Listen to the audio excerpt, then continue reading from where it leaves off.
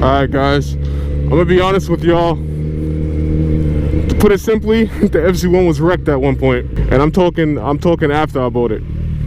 But the main thing to consider is that it was not wrecked by me, and I don't know if that makes it better or worse. You know, there's regret all around when it comes to this story. But yeah, so this is what happened, right? So got the bike, right, and at that point I also got transferred to a new location for my job. One of the dudes that works there, he used to live in Boston, right? So he used to run around with those like dirt bike dudes who be riding around like on two strokes and MX bikes and shit and YZs and, you know, all that not street legal bullshit. And he showed me videos and shit, right? Like during the time I was there, we would talk bikes, even though his experience with bikes was less than legal. I'm like, okay, cool. So he has a, you know, a pretty decent idea of what he's doing. One day we're, you know, there's some downtime at work, and he's like, yo, I think I'm ready to try out your bike. I'm like, okay. And that's where I went wrong. So now I know you rode dirt bikes, but this is faster than the dirt bike. So get a feel for the clutch. Do not use the throttle. Just because it had been a while since he rode a bike. I know he knew how, sort of. But it had been a minute, and you know, to jump straight on the leader bike, that's a bad day. So I'm like, you know what, just figure out the clutch. I'm like, don't rely too heavily on the front brake. You know, put some bias towards the back brake, but don't stomp it. He learns the clutch out. He learns the clutch within like, you know, 10 seconds, and then he takes it up the parking lot, right? Then he turns it around, doesn't even put his foot down. He goes forward, he comes back around, and then he stops. I'm like, oh shit, good job. I wish it would have stopped right there, you know. But then he was like, oh, can you take a video for Snapchat or Instagram or whatever? And he gives me his phone. And so there's like a blind spot in the parking lot at my job. It's not a huge parking lot, but there's a blind spot that sort of goes around the corner. He goes, and I didn't expect him to go around the corner. You know, I thought he was just gonna go and then come around, you know, film him doing a loop or whatever. Nothing too crazy. But this guy, what the fuck is this? I could use the bike lane, but I don't want to do that. This cop might ticket me. So he goes around the corner. I'm like, okay, cool. I hear the bike going. I hear the bike stop. Nothing crazy. I'm like, okay, so he's doing a U-turn. Next thing you know, this I'm watching the corner, right? I'm expecting him to come around at any second, and then just pull up with the bike. Motherfucker, the bike came around the corner by itself, on its side, sliding down the asphalt. And from that, by then I'm like, ah, shit. And then if it was just that, right, because the bike has sliders, right? So the sliders would have took care of like any of the scratches and shit. It would have took the damage, just replace the sliders, right? I mean, we've all low-sided a bike before, but then it got it got a lot worse than that. It got like, oh shit, just thinking about it, man, it's just, instead of just sliding to a stop, what had happened was it had carried a lot of his speed. So I don't even know how fast this guy was going because he was behind the corner, but it had carried enough speed to where it literally just slid into the fucking curb, like a curb like this, right? No chance at all. And if it would have hit and here's another thing, right? If it would have hit the curb with the wheels, maybe it would have bounced off or like flipped up into the grass, and then that's like, you know, minimal damage. It hits the tires hit the curb. The tires will be fine because they're tires, and then the bike either bounces off the curb from the tires, or it just flips up onto the grass and it's dirty, and that's it, you know. But the worst thing possible happened. If the bike is on the side, the top of the bike, not the tire side, not the rubber side, but the top hits the fucking curb, smacks the curb, it spins, and it stops right there.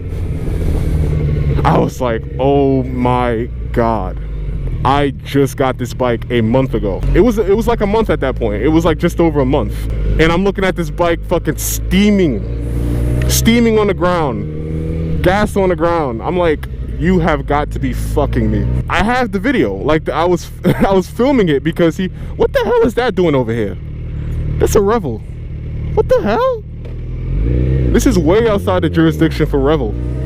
I keep seeing those out here, and I don't know if it's like if they crack the bikes and they steal them or what. But yeah, I have the video because I was filming it because he wanted to put it on his Snapchat so he could flex and whatever. I'm not gonna put it in because I don't want to like out him, and also that would be like a little bit too much information. So I'm not gonna include the video, but the video absolutely exists. So I'll go over to the bike, and of course the bike is fucked, and I have pictures of the bike in the moment. The tank was smashed, the fairing was done, man. That shit was angled the wrong way because the fairing stay got smashed.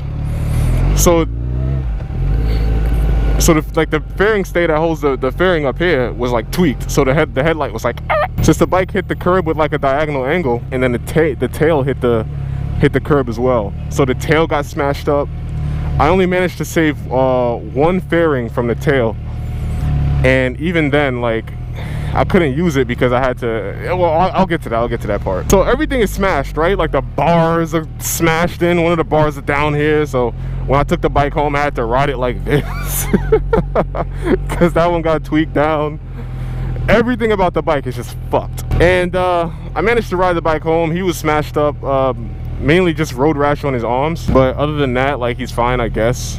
I mean, like, probably a sprained ankle or whatever. The arrangement was basically, all right, you're paying out of pocket for this bullshit. I'm not paying for any of these parts. Here's the main thing, right, with the bike, right? You can see like this slider is gone, obviously, because that's the side that it went down on. Grinded down to basically nothing, so I just took it off, left the bolt in. But the main problem is that even with all of this, which may or may not have totaled the bike out in the eyes of the insurance, this was actually bent back. So I got this re-welded. You can see it there. I hope you can. But I got that re-welded, and that's frame damage. So the thing about that is they definitely would have totaled this bike out, because the frame is then compromised by that. I mean, in practical terms, it's really not compromised, but the insurance companies, they don't fucking play around with that stuff. I think I mentioned on YouTube, I'm pretty sure I mentioned it on Instagram though, that I plan to go naked with this bike anyway, because ultimately my goal is to get that Assetto Corse look. That special edition FZ1 that they only made like one of. I was already gonna go for this European naked look, and basically with this whole fairing setup getting smashed in, it expedited the process of me just going naked. So I'm like, okay bro, because if I get the whole fairing set, that's like over $1,000 easily. Like everything that's involved with this, maybe even $2,000 for OEM parts. I'm like, okay, I'm just gonna go naked now. Like I'm gonna expedite the process of going naked. I wasn't planning on doing it yet, but I was gonna do it. And I like the way this looks better anyway, because like I said, this was the plan. A lot of people actually noticed that the clutch lever was like bent up, and that's because of the crash. I didn't say anything about it because I didn't say anything about it in general because I didn't want that to be the focus of the channel for, like, you know, a whole month. So I'm like, okay, I'm just gonna fix this thing stealthily and get it back on the road. So when it came to the tail, I had to buy a gray assembly off of eBay, and then I just painted it the metallic red that this bike comes with. Now you can kind of see the flaws in the paint job now because of the sun and the rain and all that type of stuff, but when I actually finished the paint job, this shit was beautiful, man. It's like a 4-step paint job because you have the primer, the red, the sparkle, and then the clear. The tank was brutal because to get a brand new tank in this color would have been at least $1,100 brand new. So as much as I could have fucked them over with that, like, you know, give me a brand new tank, I want $1,000. I was like, just give me $500 and I'll get a used one from eBay. But yeah, so I mean, like, within that month of me just like getting the bike back together, and I didn't even claim the accident on my insurance, allegedly. But that whole period of me just getting the bike back together, I did it in private because, like I said, I didn't want the whole vibe to be focused around that.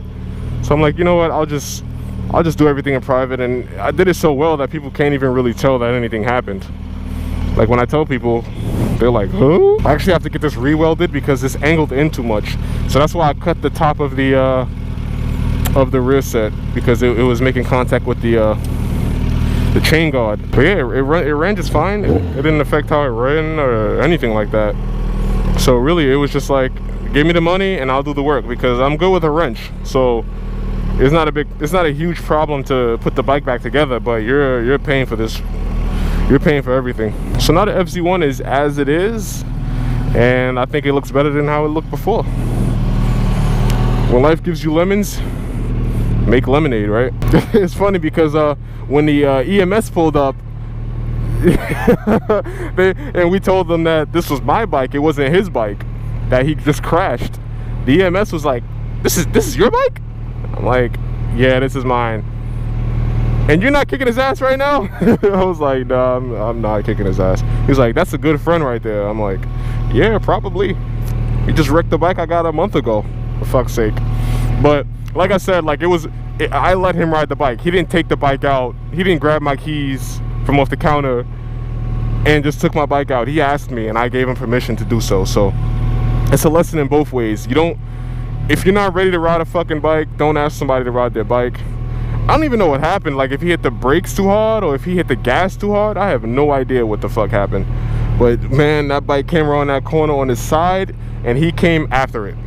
I was like, oh no. But yeah, it's a lesson on my side. Be very careful who you let ride your bike. And it's a lesson on his side. Humble yourself. You can't experiment on somebody else's bike. You can't be that confident. You have respect for other people's property. But yeah, that's the story of how the FZ1 got wrecked. Look at this guy.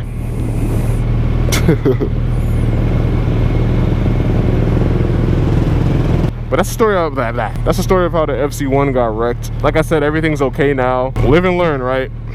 Let me wash this thing now. I'll see you guys on the next one.